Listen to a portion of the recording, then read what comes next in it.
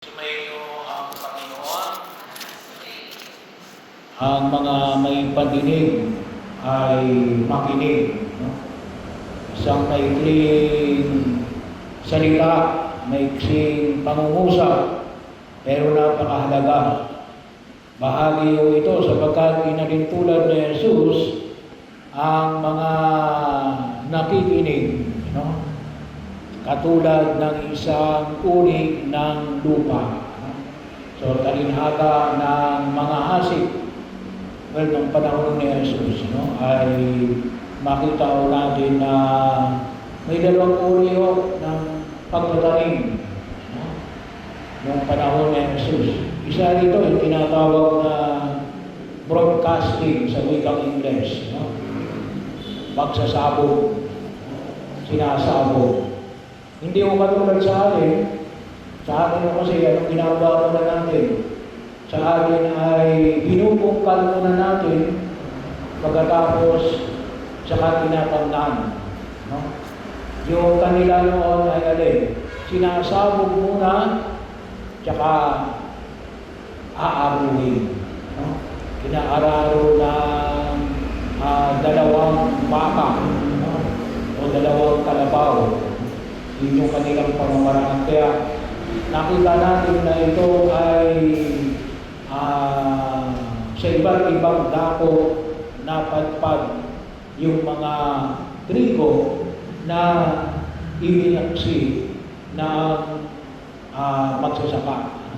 Yung isa naman yung isang pamamaraan ng pagtatanim ng panahon na yun ni Jesus may stick.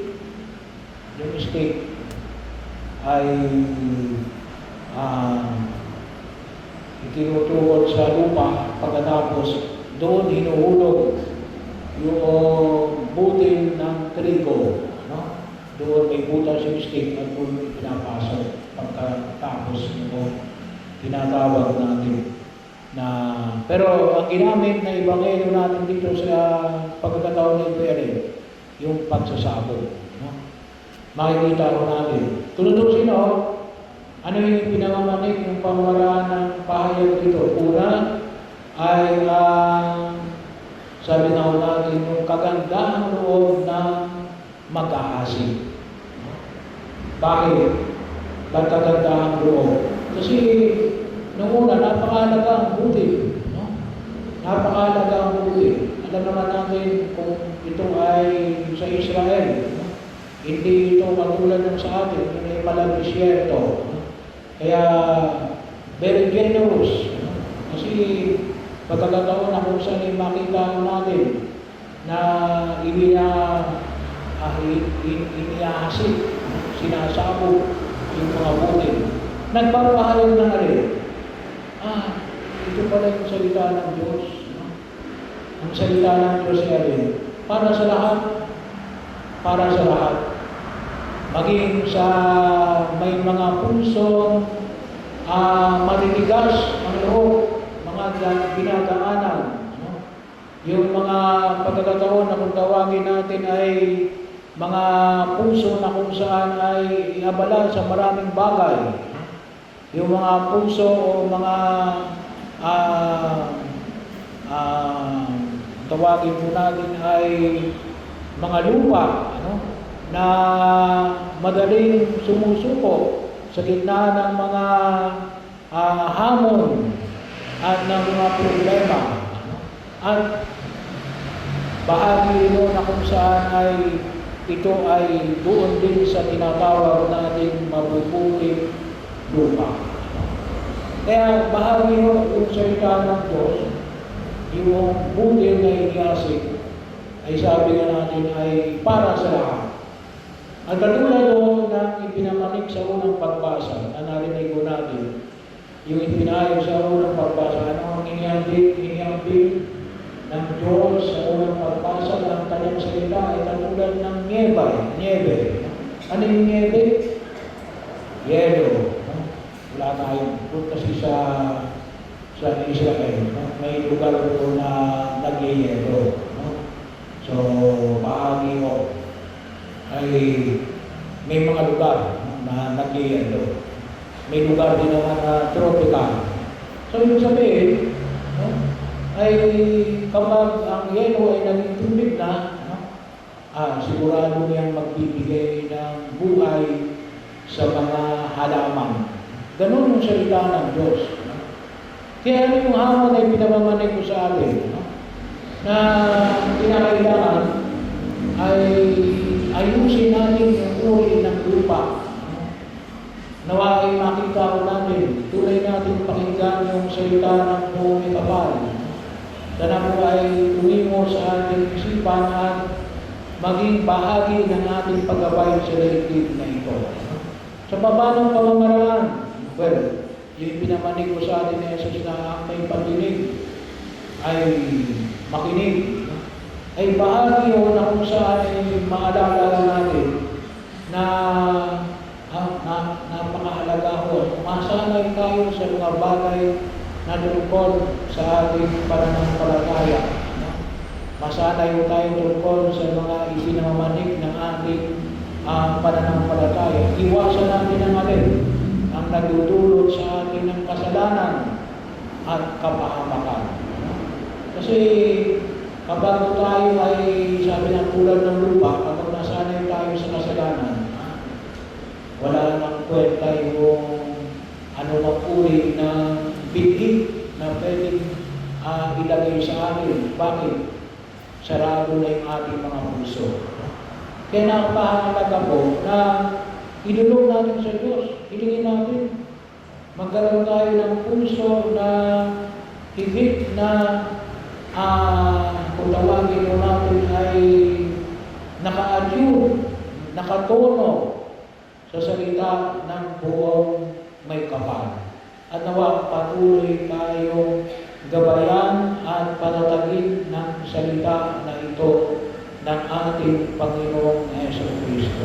Sa paanong pamamaraan, hindi napakahalaga ko, no? Na patuloy tayong magtigay sa salita ng Diyos. Napakahalaga ko. Alam niyo tayo, no? Sabi na ho natin, every Sunday, no? Ay yun lang ho yung ating maintenance, no? Makapakinig tayo ng salita ng Diyos, makapagpahayag tayo ng humiliya, no? Maunawaan natin yung tinutuloy ng ating pananampalataya, alang-alang ng ating pagkilala sa ating Panginoong Jesucristo. Kaya napakahalaga ho yung patuloy natin pagsisimba pag-araw ng linggo. Yung tinatawag natin yung puso na handang makinig. No? Na handang makinig. Pagsumikapan natin na ito ay maging bahagi ng ating pagkasanay. At isa po yan, yung kahalagahan na pagsisimba natin pag-araw ng linggo. Ano pa? Well, kapag may panahon kayo, ano? Sa pamagitan din po ng ating pagbabasa ng banal na kasulatan. Ano? Bahagi ito, yung pwede natin pag-inilay ng alin, yung mga turo ng simbahan, katisismo. So napakahalaga rin muna tayo tuloy na pagtugon. Yung mga dokumento ng simbahan, no? Katulad ng mga bagong dokumento ng simbahan, may bagong dokumento ng simbahan tungkol saan? Tungkol sa AI, no? At kung tawagin natin na karangalan ng pagkatao, no? Yun ang pamagat. Pero ang bahagi natin, kinakailangan natin maging bahagi yun. Katulad ng halimbawa, no? Kasi katulad doon, yung AI, no? Alam mo kung isa, kalimitan na yun kasi social media. No? Nakita namin sa social media, kapag ano yung pinindot mo, depende sa social media na ginagamit mo. Ano ba yung mga uri ng social media? May Facebook, may Instagram, may TikTok, no? May iba't ibang bahagi ng mga pagawag ng social media. Kung ano yung pinindot mo, may algorithm yun. Kaya kung ano yung pinindot mo, ganun din yung ipakikita sa isusunod. Kaya dapat, anong sabi ng simbahan? Doon sa huling lisentikal na pinalabas ng Santo Papa, Papa Leo, na mag-ingat tayo. Mag-ingat tayo. Kasi baka hindi natin alam yun, ay kung minsan nakikita natin na tayo ay nahumaling na doon sa akala natin, yun ang sinasabi ng Panginoon. May algorithms yun, may program, marunong yung gumawa ng programa na kapag ito yung pinindot niya, ito yung gusto yung mga pumipindot na ito, nagulatakin na ito, nagkagawin na ito, ito yung pinindot ko sa akin. Pero yun ay bahagi rin ng tulong ng sila, kaya dapat maunawaan din po natin yung mga bagay na itinamamanag sa atin ng pagkakataon. Sa magaling natin pananampalataya, huwag natin kalimutan natin, tunay na yung gabayan sa pagkahan namin sa daigdig na ito. Nais ng Diyos na tayo imulat, maging mabuting lupa, para tayo ay mamunga ng sagana. May mga bato, anong gagawin sa mga bato? Aalisin, yung mga dawag. Kinakailangan natin makita kung ano yung mga dawag sa buhay natin. Para ang bahagi na kung saan ay tayo ay gabayan sa mundo ginagalawan natin. Kasi kapag hindi po tayo naging aware yan, hindi pwedeng sabihin na, ito po kayong kagustuhan ng Diyos. Hindi. Tayo tinuturuan din ng Diyos natin. Ayusin natin yung ating lupa para mamunga ng sagana. Kasi sigurado, wala nang pag-aalinlangan sa salita ng Diyos. Kailan, baka hindi natin nakukuha yung salita ng Diyos. Baka yung uri ng lupa natin, hindi natin ginagawang mabuting lupa. Kaya, ano nangyayari? Hindi natin higit na maunawaan ang mensahe na nais na ipahayag sa atin ng ating Panginoong Jesucristo. Kaya yun ang hangon na pinawala nito sa atin. Ang mga may patinig,